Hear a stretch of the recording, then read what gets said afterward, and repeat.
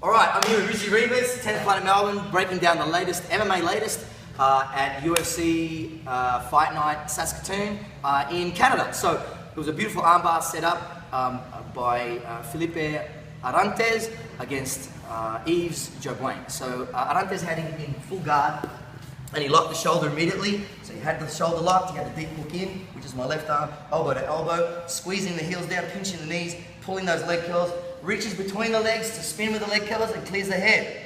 And at this point, he just used that knee as leverage just to pop him over onto his back.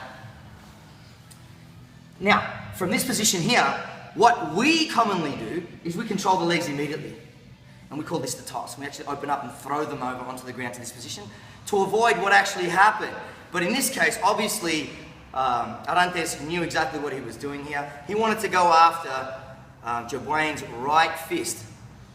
So he couldn't get to it the way he'd like to because of this elbow. So what he did was he laid one hard body shot, boom, right down into the rib cage or into the sternum, and that forced Jobwain's elbow to pinch down to protect that area. So now that it exposed his actual right hand. So he went wrist to wrist as he likes to do, and he started straightening it. At this point, Jobwain knew the importance of, he didn't have time, so he tried to get to his knees and go for the cartwheel. But at this point, right here, is where he tapped it. He popped his hips and finished the arm on his side.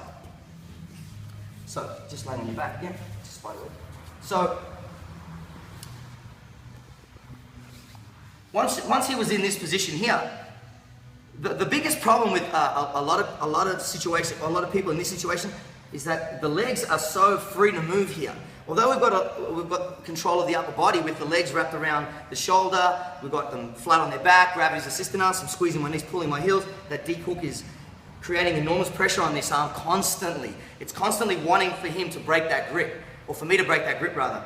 But in this situation, it just shows you the point of how important striking is in these situations to make it easier access to opening them up, rather than just a grappling sense where there's no striking. It's so much harder to open things up. But in a striking sense, it makes life a lot easier. So as he thumped him straight into the body, he dropped that elbow and it was just easy to go wrist to wrist here.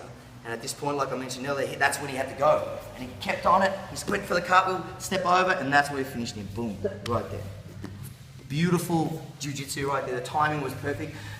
I'm sure Arantes has hit that armbar exactly in that position with that ground and pound 1,000 times in training, I'm sure. Because having such a small target to aim for, in that situation under the big lights of the big show, having the composure to land that body shot and knowing how to get that hand, he's done that a million times in my opinion.